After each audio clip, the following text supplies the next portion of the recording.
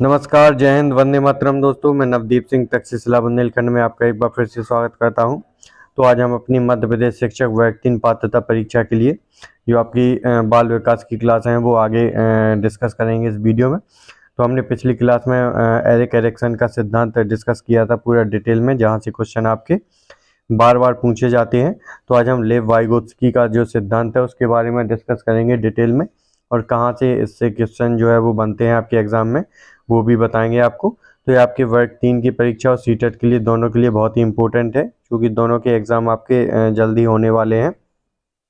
तो आपको इस वीडियो में कम समय में ज़्यादा से ज़्यादा जानकारी प्रोवाइड करवाएंगे और आप समझने की इसमें कोशिश करेंगे क्या सिद्धांत में क्या बताया गया है, और आप क्या कौन से ऐसे की पॉइंट हैं जिनके सहारे से आप क्वेश्चन को सही कर सकते हैं। मेन आपका मकसद आपका क्वेश्चन सही होना चाहिए।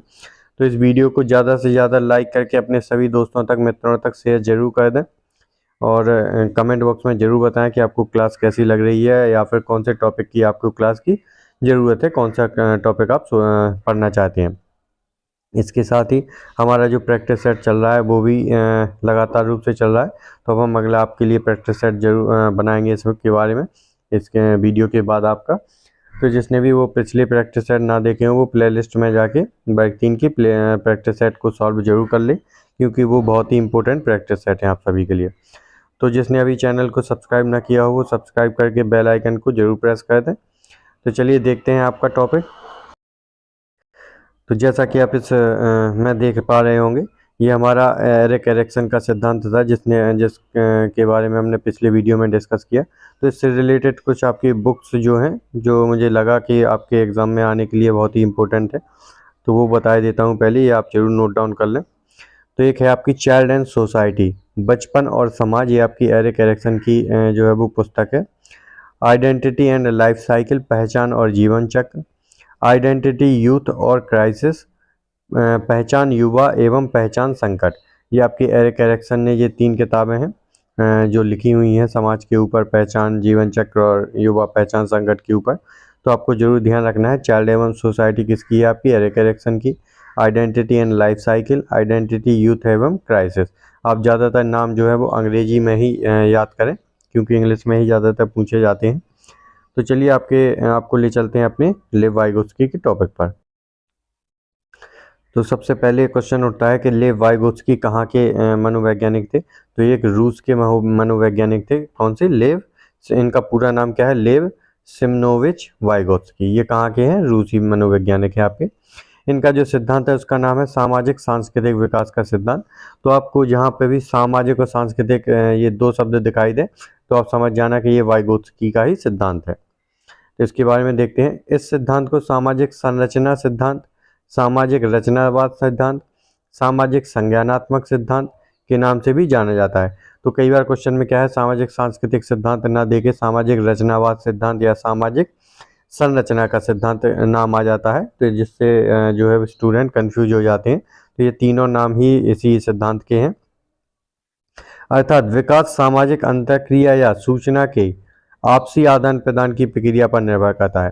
तो इनका कहना है कि जो विकास है आपका वो समाज से जब हम अंतःक्रिया करते हैं, जब उठते बैठते हैं, आपस में बातचीत करते हैं, तो जो हम बातों की, भावनाओं की, अपने थॉट्स की जो आदान प्रदान करते हैं, इसी से हमारा विकास होता है।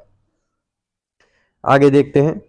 मैंने आपके प्रैक्टिस सेट में भी इन शब्दों से परिचित जरूर करवाया था, जैसे ज़्यादा ज्ञानी, दूसरा MKO जिसको बोलते हैं, मोर नॉलेजेबल अदर। इन्होंने अपने इस सिद्धांत में इसके बारे में डिस्कस किया है। ये क्या होता है? बच्चे उसी व्यक्ति से सीखते हैं जो उनकी अपेक्षा ज़्यादा जानकार होते हैं। मतलब हमेशा जो नॉलेज है उन्हीं से ली जाती है जिसको उनसे ज़्यादा नॉलेज होती है। ये तो सिंपल सी बात ही है। और इसको क्या नाम दिया गया है? MKO। ये MKO शब्द ज़्यादा पूछा जाता है, ना तो ज़्यादा ज्ञानी दूसरा, ना more knowledgeable other. MKO short form में लिख के आता है, तो आपको ध्यान रखना पड़ेगा इसका फुल फॉर्म क्या है। तो क्या होते हैं ज़्यादा MKO? माता पिता हो सकते हैं, शिक्षक हो सकते हैं, और ज़्यादा बुद्धिमान सहपाठी भी हो सकते हैं। जब हम कोई ज़्यादा इंटेलिजेंट होता है मॉनिटर क्लास का, जब किसी बच्चे की हेल्प करता है किसी टॉपिक को ऐसा बताने में, तो वो भी उस समय MKO का काम करता है। फिर है संभावित नज़दीक या समीपस्थ विकास का क्षेत्र, जिसको हम जेडपीडी कहते हैं। इसके बारे में भी बताया था। जोन ऑफ प्रॉक्सिमल डेवलपमेंट कहा जाता है इसको, इसका डिटेल में। तो इसमें देखते हैं क्या होता है। बालक के प्रदर्शन का वर्तमान स्तर, अर्थात जहां तक वह खुद से प्रयास से पहुंच सकता है, तथा वयस्क की सहायता मिलने पर प्राप्त किया जा सकने वाला संभावित स्तर के बीच का खाली क्षेत्र जेडपीडी कहलाता है। जैसे इसमें शॉर्ट में बताया गया है कि जैसे ये चाइल्ड है, इसका ये अपने जो क्षमता से, अपने खुद की समझ से यहाँ तक अपना ज्ञान जो है वो बढ़ा सकता है, बढ़ा पा रहा है। लेकिन जब वो किसी की सहायता लेता है, किसी वयस्क की, टीचर की, तो जो आपका ये इसके या और फिर वह सहायता लेकर जो बाहरी घेरा है यहाँ तक उसका ज्ञान पहुँच जाता है। तो ये जो पहले वाले घेरे, इसको मैं कलर से चेंज कर दूँ, ये जो पहला वाला घेरा है यहाँ का ज्ञान और यहाँ का ज्ञान, कि जो बीच का क्षेत्र होता है ये वाला क्षेत्र क्या कहलाता है आपका? ZPD, zone of proximal development, जिसको इस क्षेत्र क्योंकि पहले से जो दूसरे तक के बीच की दूरी ही क्या कहलाती है आपकी? जेडपीडी कहलाती है। और ये दूरी जिसकी सहायता से तय की जाती है, जो वयस्क है या शिक्षक है, उसको क्या कहते हैं अपन? MKO। तो आपको MKO जेडपीडी में अंतर भी समझ में आ गया होगा। जेडपीडी कहलाता है जब एक क्षेत्र जो समझ या जो बच्चे का समझ का दायरा होता है, उसके बाद जब वह किसी की सहायता लेकर उसकी समझ में वृद्धि होती है, तो पहले और दूसरे के बीच की जो दूरी होती है वो जेडपीडी कहलाती है। लेकिन जब जिसके द्वारा उससे सहायता मिलती है वह व्यक्ति कौन होता है? MKO होता है। ठीक है, आगे देखते हैं। अगला आपका जो टर्म है वो है, उसका नाम है आपका स्कैफोल्डिंग, जिसको ढांचा निर्माण भी कहा जाता है। इस शब्द को पाड़, पाइट, मचान आदि नामों से भी जाना जाता है। इसे अंग्रेजी में स्कैफोल्डिंग के नाम से भी जानते हैं। समस्या समाधान के दौरान इशारा देना, शुरुआती सहायता उपलब्ध करवाना, जो सीखने के साथ साथ घटती जाती है, जो किसके सीखने के साथ साथ घटती जाती है और अंततः पूरी तरह से समाप्त हो जाती है, उसे स्कैफोल्डिंग कहते हैं। जैसे किसी पात्र को उसके द्वारा बोली जाने वाली लाइनों की शुरुआती शब्द बताना, या बालक किसी को साइकिल चलाना सिखाना। तो स्कैफोल्डिंग पाड़ या ढांचा या मचान किसको कहते हैं? जैसे कोई लड़का है, वो क्या सीख रहा है? साइकिल चलाना सीख रहा है। तो आपने देखा होगा कि साइकिल में क्या किया जाता है? शुरुआती सहायता दी जाती है कि पहले आप उसको पीछे पकड़ लेंगे और धीरे धीरे उसके साथ चलेंगे, लेकिन फिर थोड़ी सहायता देकर आप उसकी साइकिल को छोड़ देते हैं, तो वह खुद से अपनी साइकिल चलाता हुआ आगे चला जाता है। तो इसको क्या कहा जाता है? पाड़, ढलान, पाड़ या फिर मचान या फिर स्कैफोल्डिंग। स्कैफोल्डिंग मतलब किसी को शुरुआत में सहायता देना, थोड़ा उसको पुश कर देना, ताकि वह अपने खुद से आगे बढ़ता जाए। जैसे किसी को कोई चीज़ याद ना आ रही हो, तो उसमें शुरू के हम 1-2 शब्द बता देते हैं, तो उसको फिर बाकी की आगे की चीज़ें याद आ जाती हैं। तो उसको क्या कहा जाता है? स्कैफोल्डिंग, पाड़ या मचान या फिर ढांचा। ठीक है, ये आपको इसको समझ में आ गया होगा आपको अच्छे से में। तो इसको क्या कहा जाता है? स्कैफोल्डिंग। स्कैफोल्डिंग के अंतर्गत दी गई सहायता समस्या